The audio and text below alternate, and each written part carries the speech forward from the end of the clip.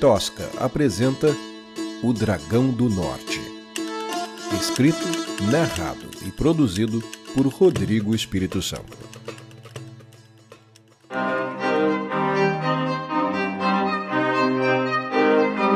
Capítulo 26. A noite se misturava com as nuvens de cinzas, e as fagulhas já eram raras. Cada passo exigia esforço, já que as cinzas acumuladas na estrada cobriam o cavalo até os joelhos, numa mistura de poeira e lama, grossa e escura como o piche. Lume pensou em seu irmão. Pensou no que ele diria se soubesse o que sua irmãzinha acabara de fazer. Logo ela, a garota que se sentia mais confortável no universo da fantasia, cujo trabalho sempre foi sonhar, imaginar, agora se via obrigada a fazer escolhas por ela e por outros. O que ela tinha para mostrar como resultado? Mortos. Pilhas de mortos. Talvez até o irmão que prometeu proteger. A camada de cinzas em seu rosto absorveu uma lágrima e solidificou, feito argila. A planície ganhou inclinação com o passar das horas, transformando-se numa colina. Do alto, Lume encontrou o vale, onde as ruínas de um vilarejo denunciavam a visita de Yossam. Restos de casas, de madeira, pedra, carroças, carcaças, ossos, metal. Mais metal. Lume cravou as esporas nas ancas do cavalo, que relinchou e acelerou a descida. Peças de aço que derreteram e se solidificaram em poças disformes. Uma grande placa respondia por uma única parte exposta de um dedo de metal do tamanho da montaria de Lume. Era um dos dedos do Titã, mas, para a garota, podia muito bem ser um dedo decepado do irmão desaparecido. Seu coração disparou. Outro pedaço mais à frente informou a rota da queda do herói de metal. Um pedaço de perna. Trechos irreconhecíveis.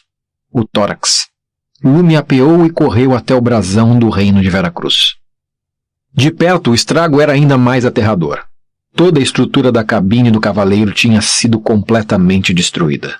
Lume tropeçou em algo enterrado no chão e caiu sentada. Era um corpo. O corpo de Carlos. Lume gritou de horror ao ver seu corpo inerte, no que o irmão abriu os olhos e gritou em horror de volta ao ouvir o grito da irmã. Os dois se olharam paralisados por um segundo. Depois sorriram e se abraçaram. O que você está fazendo aqui? Disse Carlos, abrindo distância no abraço para olhar a irmã. Eu prometi para o papai, seu bobo. Sorriu Lume. Suas lágrimas faziam pinturas de guerra no seu rosto sujo. Carlos quase não reconheceu a irmã. Era como se a garota que ele deixara em casa brincando tivesse sido engolida pela terra e atravessado o inferno. É o que os cadetes da escola de cavalaria chamam de olhos de graduado. Ninguém chega à academia com aquele olhar. Ninguém se forma sem ele. Lume notou a preocupação no seu rosto. Será que Carlos era capaz de ver sua culpa? Mano, aconteceu tanta coisa. Eu achei que você... balbuciou, depois que seu sorriso sumiu nas lembranças do seu trajeto até o reencontro. O importante é que você está a salvo, disse Carlos, abrindo um sorriso. É uma guerra, Lume. Entende agora? Eu daria tudo para que você não precisasse passar por isso. Mas parece que é mais difícil matar um dragão do norte do que fazer você me ouvir. Lume abraçou o irmão e soluçou, sentindo-se acolhida e tola. Carlos envolveu-a. Que é isso? Perguntou, apalpando um volume estranho nas costas da irmã. Umas coisas que eu peguei por aí, desconversou Lume. Você está machucado? Não, mas a princesa está desaparecida. Eu preciso encontrá-la. Eu encontrei a princesa, disse a escudeira, na cabine de direção, na planície, algumas horas daqui. Continuou, hesitante. Você a viu? Carlos perguntou com medo da resposta. Lume fez que sim com a cabeça, num movimento lento de pesar. Carlos decidiu que não deveria chorar naquele momento. É uma guerra, disse Lume, repetindo o discurso que ouvira do irmão.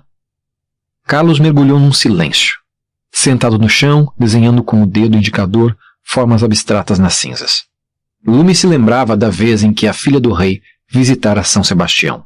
A população encantada com os cavalos brancos e as carruagens douradas se aglomerava em torno da praça para acompanhar a comitiva real. Carlos, distraído, levava sua vida. Quando a família real passou por ele, viu a princesa e só soube falar dela por uma semana inteira. Carlos esfregou o nariz e os olhos com as costas da mão, levantando-se no impulso.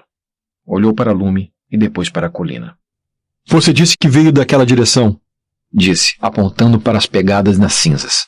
Algumas horas, você disse? Sim. Só existe mais um vilarejo antes do castelo. Minha melhor chance de encontrar Yosan é ir para lá. Ok, eu acho que o cavalo aguenta nós dois. Desculpa, mana, eu vou sozinho. Lume sacudiu a cabeça em choque. E vai me deixar aqui? Levantou indignado e seguiu o irmão. Por enquanto, os lugares mais seguros são justamente onde Yosan já esteve.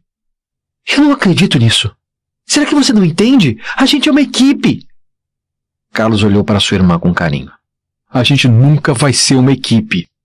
Não dá, mana. Se eu fizer isso, eu não quero perder você também, entende? Da última vez que você quis me proteger, você me deixou numa prisão. Foi para o seu bem. E, no entanto, estou aqui. Como é que você acha que isso aconteceu? Imagino que o Zéfiro tenha libertado você, ou que você tenha escapado. Você é bem criativa. Esse é o problema. A gente tem expectativas bem diferentes um do outro.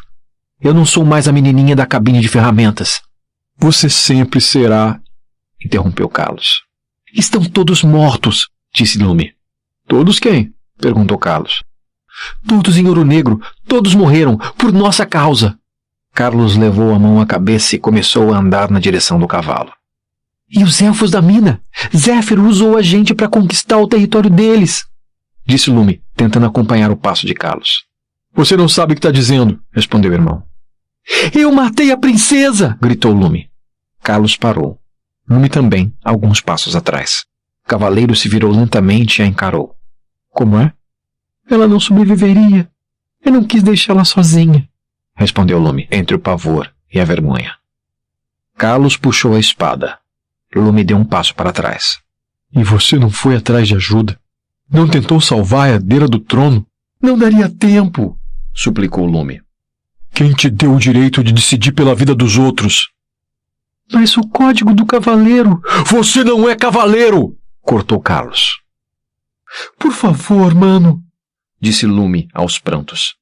Da próxima vez que eu te encontrar, você vai responder pelos seus crimes, disse o cavaleiro, com a voz embargada.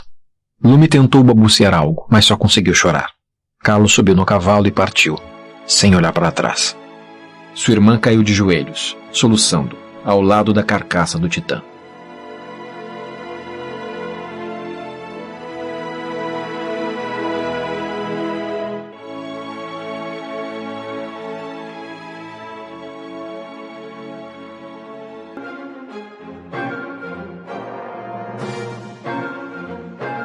Capítulo 27. Carlos já cavalgava há algumas horas, quando algo perturbou sua montaria. O cavalo parou de repente e ficou imóvel por alguns instantes. Subitamente, transformou-se num animal selvagem. E com meia dúzia de pinotes, Carlos foi ao chão e o malhado fugiu em disparada. Ao abrir os olhos, o cavaleiro deu de cara com uma ponta de espada mirada bem no meio de seu rosto. Você me deve um reino, disse Davi, na outra ponta. Antes que Carlos pudesse esboçar qualquer reação, Kenji surgiu em seu campo de visão e borrifou um líquido em seu rosto. Em segundos, tudo estava escuro. Sentiu seu corpo ser carregado, o sacudir de uma carroça, mais nada. Quando acordou, não tinha certeza de quanto tempo havia se passado. A boca seca, os punhos doloridos, suas mãos amarradas nas costas e o rosto coberto. O cheiro da estopa o fez lembrar de Nebriniel. Tentou se debater, mas sentiu uma bota pressionar seu peito. Garoto, antes de eu cortar seu pescoço, eu preciso saber. Você realmente acreditou? Seu covarde! Balbuciou, lutando para respirar com o peso de uma armadura sobre seu diafragma. Davi pisou o estômago de Carlos com o calcanhar, e ele se dobrou com um gemido gutural. Carlos sentiu seu corpo ser levantado e sentado sobre uma pedra. Então o saco foi removido. Levou um tempo até a sua vista focar, mas lá estava, o rosto de Davi a um palmo do seu. Olhe para mim! Que tipo de idiota escolheria você? Uma idiota com aversão a mau hálito? Sorriu Carlos. Davi também sorriu. E depois acertou o nariz do refém com uma testada, quebrando-lhe o septo e fazendo sangue escorrer de suas narinas. A dor atordoou Carlos e o gosto metálico e quente encheu sua boca. Deixe-me lhe contar uma coisa, cavaleiro. Era uma vez uma linda princesa e um cavaleiro de verdade. Certa noite, essa linda e fogosa princesa chamou esse verdadeiro cavaleiro em seus aposentos. Aos aposentos da princesa, de noite. Que frangote não teria sonhos molhados com um convite desses? Carlos tentou reagir, mas a espada de Kenji já estava a 1 milímetro do seu pescoço. Ela disse que tinha uma proposta para o cavaleiro, continuou Davi. Seu pai estava morrendo, e ela era a única herdeira. Mas a Igreja do Graal não permitiria que uma mulher solteira ocupasse o trono. O cardeal acabaria governando Veracruz e seríamos reincorporados ao território arturiano. Sabe o que isso significa? Sabe o que acontece com os territórios do grande Arthur? Perguntou Davi, com um tom sarcástico.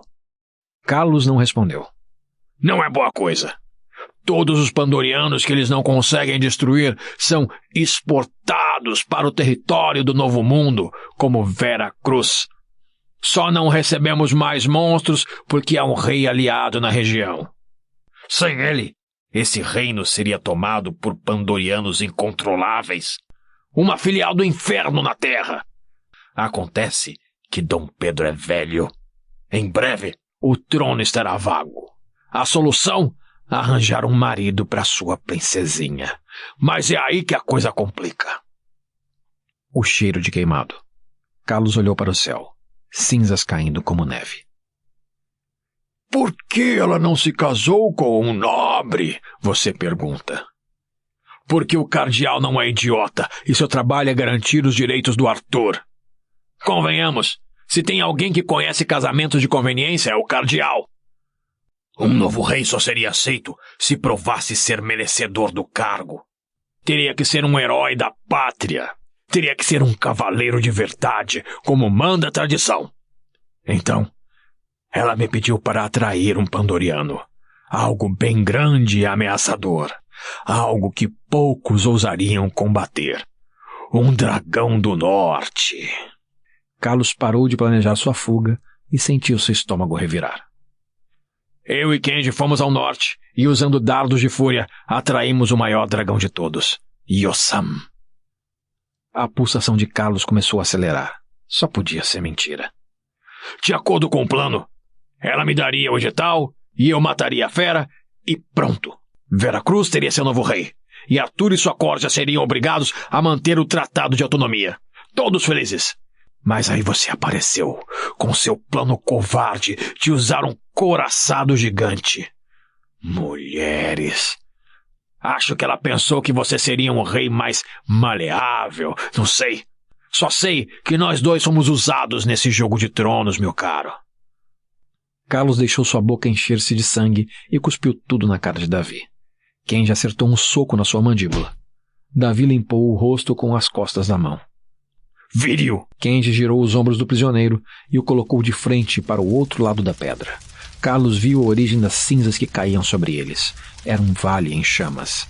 No meio das labaredas, um vilarejo, São Sebastião. Sua vila transformada numa gigantesca fogueira. Não havia nada que não estivesse consumido pelo fogo. Carlos viu a casa de amigos, a igreja, a praça, a casa do seu pai, tudo consumido pelo inferno. Soltou um grito de animal ferido e as lágrimas começaram a rolar pelo seu rosto. É o que acontece quando tentamos dar um passo maior que as pernas. Caímos. Mas veja, podia ser pior.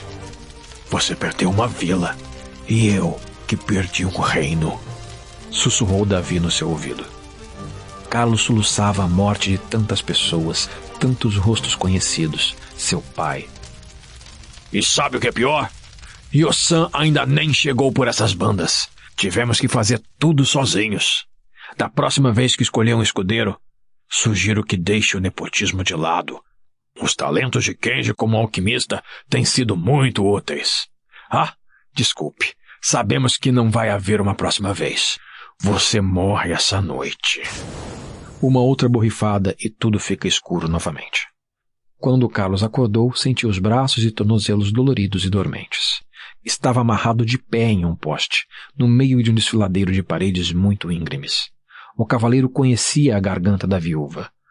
O lugar ganhou esse nome porque uma mulher se jogou ao saber que o marido morrera na Guerra de Ouro Preto. Então Carlos se deu conta de que aquele era o local ideal para o plano de Davi, soterrar Yossam com um desmoronamento. Um trovão encheu o ar, mas não era um trovão.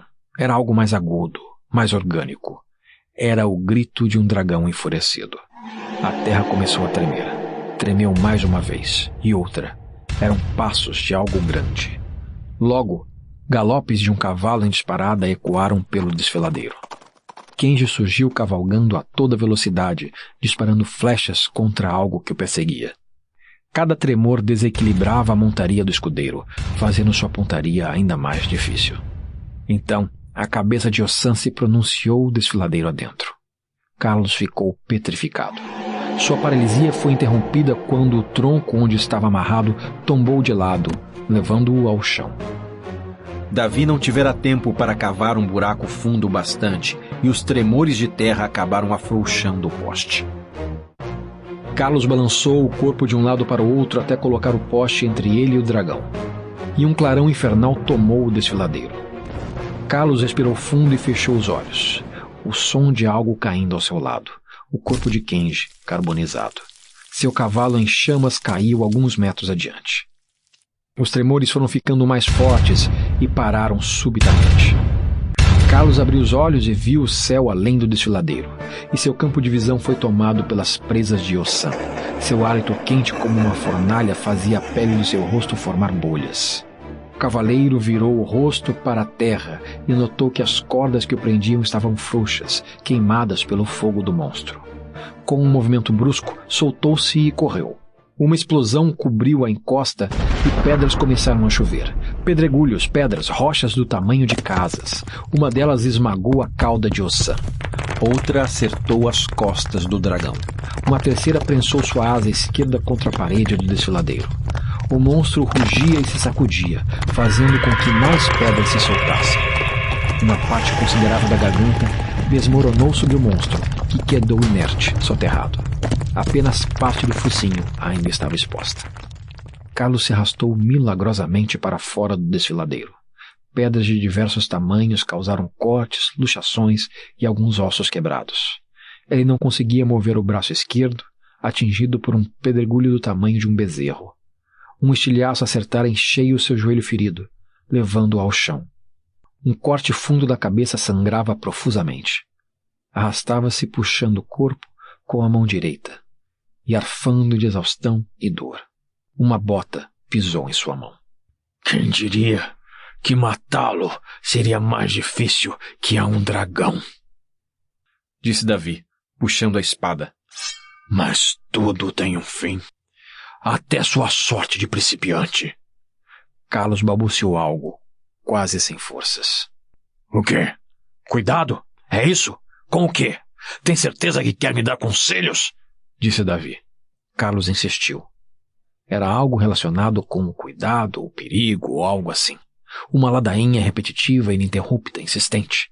Davi inclinou-se, buscando ficar mais próximo do rosto de sua vítima para ouvir melhor. Não se sabe de onde Carlos tirou forças, mas, com o braço fraturado, puxou o crucifixo do pescoço de Davi e ativou o punhal, cravando no pomo de Adão do cavaleiro. Carlos gritava de dor e ódio, enquanto torcia a lâmina dentro da garganta do Brutamontes. O antebraço quebrado rangia a cada torcida, mas ele decidiu que a dor era um pequeno preço a pagar, pela vingança de São Sebastião, de seu pai. Davi recuou, sufocando no próprio sangue. Carlos se colocou de pé, empunhando a espada que seu inimigo derrubara. Usou-a como muleta e avançou lentamente na direção de Davi, que recuava rumo ao corpo inerte de Yossam, seus pulmões se enchendo de sangue. Trôpego, Davi alcançou o desfiladeiro. Carlos no seu encalço, prestes a perder os sentidos, tirou do bolso uma ponta de flecha, olhou para Carlos e sorriu. Com o que lhe restava de forças, cravou uma flecha no focinho de Yossam e caiu morto. A pilha de pedras começou a tremer e Yossam se ergueu num acesso de fúria. A primeira coisa que viu foi um cavaleiro de pé na entrada do desfiladeiro. Um grande pássaro cruzou os céus diante do dragão, numa distância próxima o bastante para chamar sua atenção. Yosan tentou abrir as asas e perseguir o animal insolente, mas a asa quebrada o manteve no chão. Então, cobriu o céu com suas labaredas. A ave deu um rasante e sumiu pelo vale. Carlos aproveitou a distração e foi até o corpo de Kenji. As costas do escudeiro estavam completamente carbonizadas. Mas, ao virar o cadáver, Carlos notou que o estrago era menor. Procurou nos compartimentos da frente do colete do escudeiro alguma poção que pudesse ser útil. Encontrou uma bolsa de couro cheia de cilindros de metal.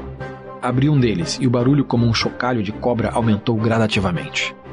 Num movimento instintivo, atirou o cilindro contra o pé do dragão. O artefato explodiu estilhaçando uma das garras da pata traseira de Yosan e fazendo o animal perder o equilíbrio e cair sobre a sua asa fraturada. O pandoriano se contorcia e se debatia contra as paredes da garganta da viúva, causando mais deslizamentos. Carlos viu uma rocha imensa se deslocar sobre ele. Antes que pudesse reagir, foi agarrado e seus pés deixaram o chão. Quando a rocha atingiu o solo, Carlos já sobrevoava o desfiladeiro. "Calma, sou eu!" disse Lumi. Carlos olhou para cima e viu sua irmã. Seu corpo estava envolvido pelas pernas de Lumi. O cavaleiro agarrou-se a elas instintivamente. "Obrigada!" respondeu Lumi, cerrando os dentes com o esforço de carregar o irmão. Fez uma aterrissagem relativamente bem-sucedida no alto do desfiladeiro, levando em consideração as circunstâncias. Carlos acabou rolando pelo chão e mais algumas escoriações foram adicionadas ao seu corpo surrado. Ele tentava recuperar o fôlego enquanto esperava o mundo parar de girar.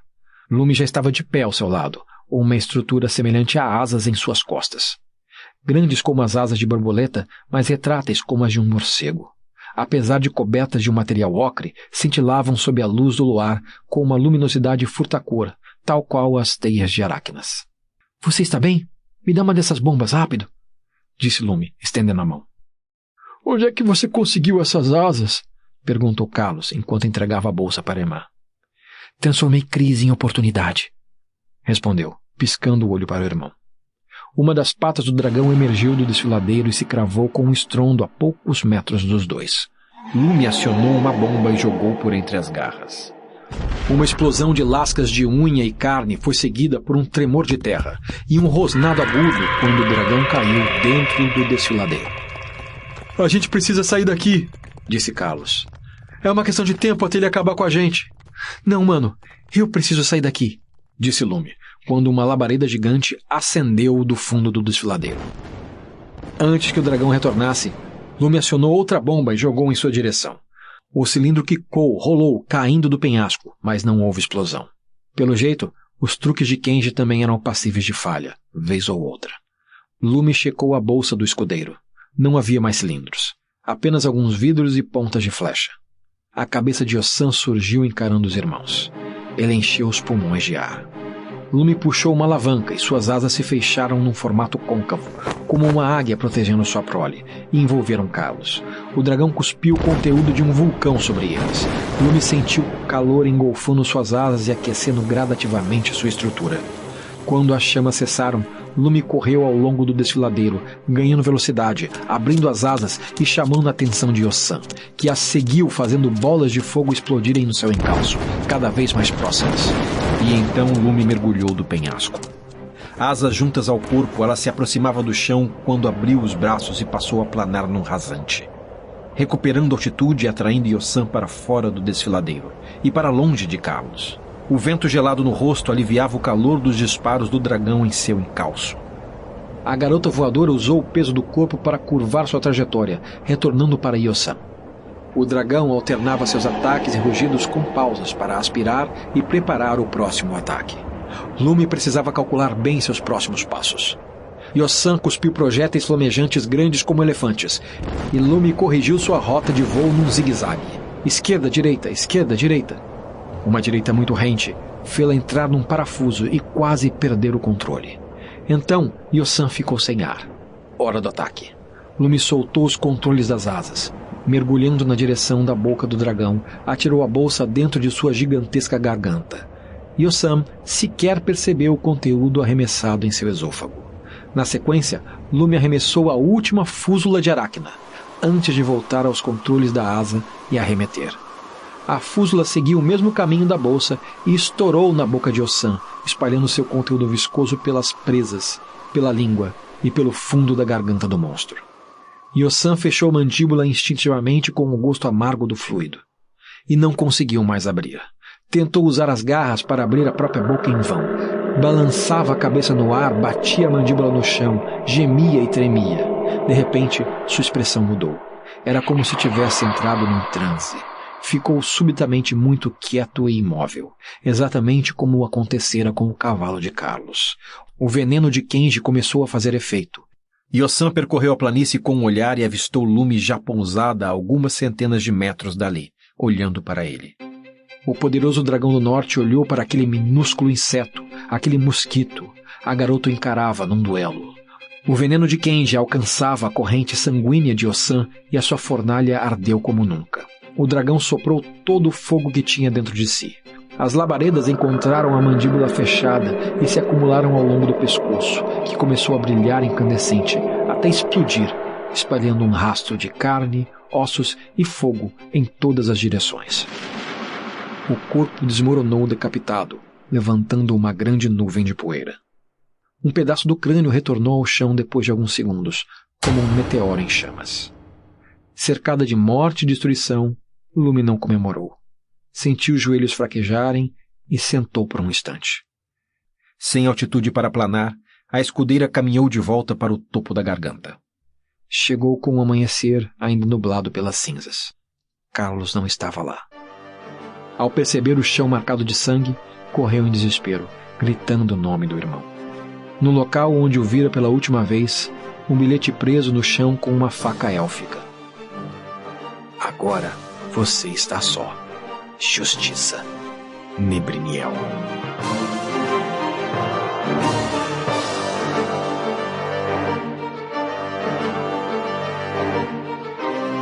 O Dragão do Norte foi escrito, narrado e produzido por Rodrigo Espírito Santo. Esta é uma produção da Tosca Literatura. Obrigado e até a próxima.